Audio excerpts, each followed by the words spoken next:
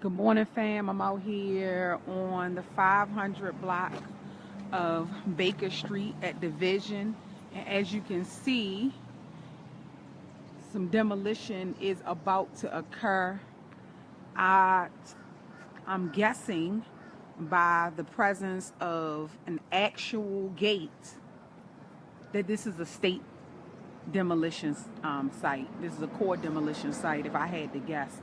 I also see a public notice of demolition sign, which furthers my thought that this is a core site, because the city sites neither have acceptable gates or proper signage. But I just wanted to come out here and show y'all this site, but also talk briefly about us not getting caught up in this type of demolition or the demolitions that the city is doing, because the truth of the matter is we have to be careful about what we're asking to be done in our communities. If you think back to the late 80s, after the mental institutions had closed and after crack had hit the streets in the hood and many of the unionized manufacturing jobs had left Baltimore and many other major American cities, our folks, through our congressional and senatorial representation, through our state representation, our city representation, went around begging, pleading, and asking for the government to do something about crack, about drug abuse, about drug sales. And what did we get? We didn't get public health help. We didn't get economic enfranchisement. We didn't get any of that. What we got is mass incarceration.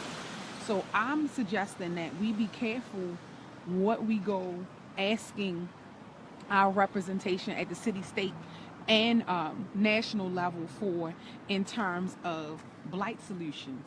I'm suggesting that we do our own research as communities, that we band together in groups, and that we ask for things that are both directed by us, named by us, identified as solutions by us, crafted by us, cultivated by us.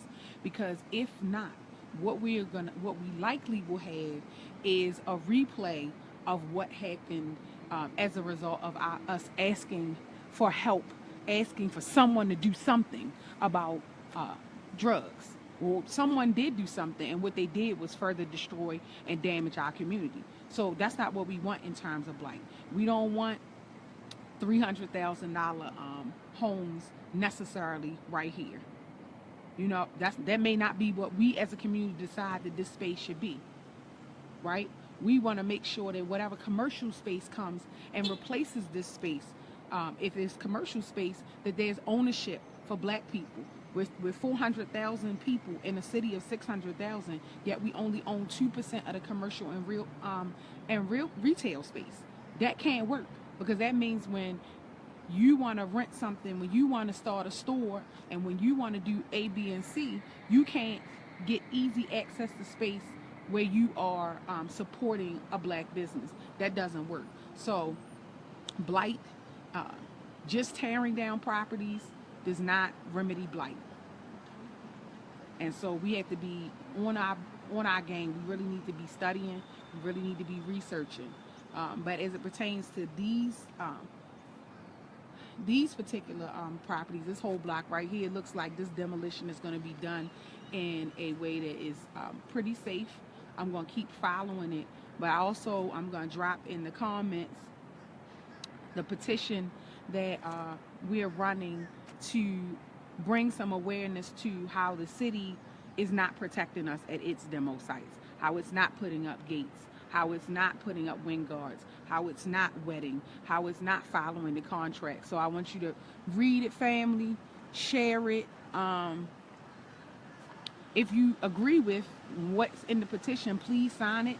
We've been told that basically no one is going to listen to us unless we can prove that the community finds that their issue. So I'm going to jump on out of here. Love y'all.